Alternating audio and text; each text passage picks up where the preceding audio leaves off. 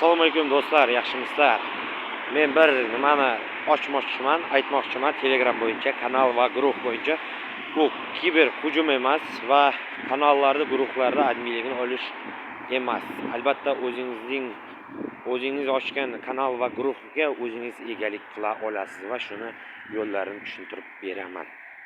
O'z fikrim va xulosam va o'zim ham shundayda ochganman o'zim kanallarimda.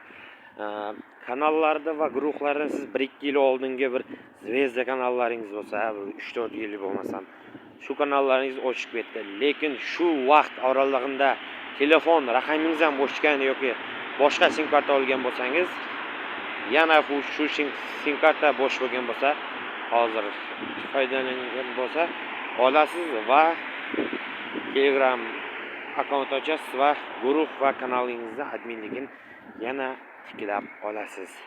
Shuning uchun hozirroq shunday qiling. Oddiy usulni o'zimda 1-2 kanallarim, zvezda bo'lgan kanallarimni qaytarib olganman. Obod bo'ling.